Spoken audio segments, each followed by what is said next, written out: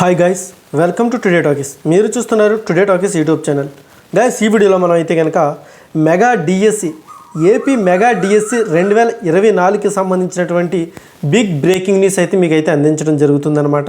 అయితే మనకైతే కనుక ఈ యొక్క కొత్త ప్రభుత్వం వచ్చిన తర్వాత 16,347 పోస్టులకు గాను డిఎస్సికి అయితే కనుక నోటిఫికేషన్ విడుదల చేయడానికి అయితే కనుక ఫస్ట్గా అయితే ముఖ్యమంత్రి సీఎం నారా చంద్రబాబు నాయుడు గారు అయితే కనుక సంతకం అయితే చేయడం జరిగింది. అయితే దాని గురించి ఈరోజు క్యాబినెట్లో అయితే చర్చించడం జరిగింది.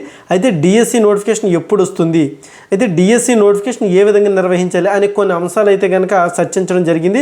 దానికి సంబంధించినటువంటి పూర్తిగా కంప్లీట్గా దానికి సంబంధించినటువంటి నిర్వహించినటువంటి డీటెయిల్స్ అన్నీ కూడా మనకైతే కనుక ఈరోజు సాయంత్రానికి అలా కానీ బయటికి వెళ్ళే అవకాశం ఉందన్నమాట. అయితే ఖచ్చితమైన నిర్ణయం ఏంటనేది కూడా. అయితే ఇప్పుడు మనకి బిగ్ బ్రేకింగ్ న్యూస్ ఏంటంటే మెగా డిఎస్సిని ఏ విధంగా నిర్వహించాలి, కొత్త టెట్ నిర్వహించాలా లేకదంటే టెట్ లేకుండా డిఎస్సి నిర్వహించాలా, ఇప్పుడు ఈ రెండు ప్రతిపాదనలపై క్యాబినెట్లో అయితే చర్చ అయితే జరుగుతుందన్నమాట. ఇవన్నీ ఒక కొలిక్కి వచ్చిన తర్వాత చాలామంది అభ్యర్థులు అయితే కనుక కొత్తగా టెట్ నిర్వహించాలి, టెట్ నిర్వహించిన తర్వాత డిఎస్సి నోటిఫికేషన్ డిఎస్సిని నిర్వహించాలనేసి అయితే కనుక చాలామంది అయితే కనుక అభ్యంతరాలు అయితే తెలియజేస్తున్నారు. మరి ఇదే తరుణంలో టెట్ లేకుండా డిఎస్సి నిర్వహించాలని కూడా ఈ యొక్క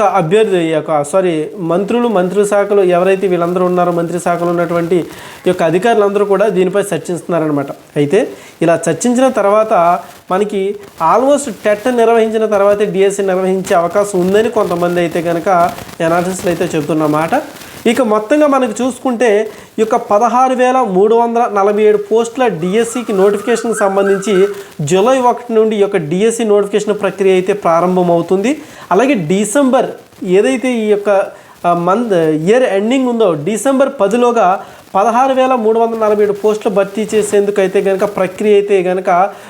భర్తీ ప్రక్రియ అయితే పూర్తి చేయాలని అయితే కనుక ఈ యొక్క ఆదేశాలు అయితే ఇవ్వడం జరిగిందన్నమాట అధికారులకి. మరి దీనిపై మనకి ఇప్పుడున్న అభ్యర్థులందరిలో కూడా ఒకే ఒక టెన్షన్ ఏంటంటే కనుక టెట్ నిర్వహిస్తారా లేదా, కొత్తగా టెట్ నిర్వహించాలన్నదే అందరి కోరిక.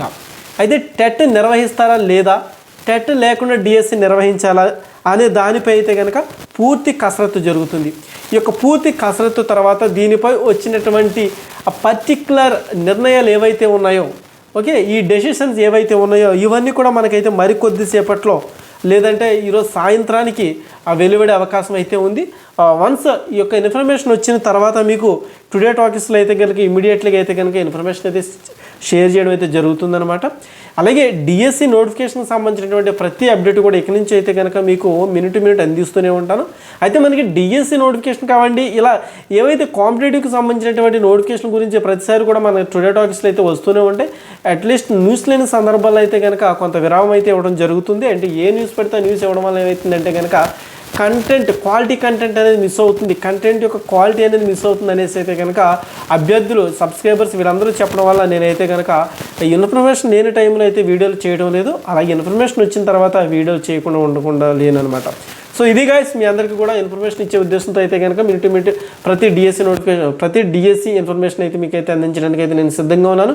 మరొక లేటెస్ట్ అప్డేట్ అయితే మీ ముందుకు వస్తా. అంతవరకు కూడా please watch and today Talkies YouTube channel.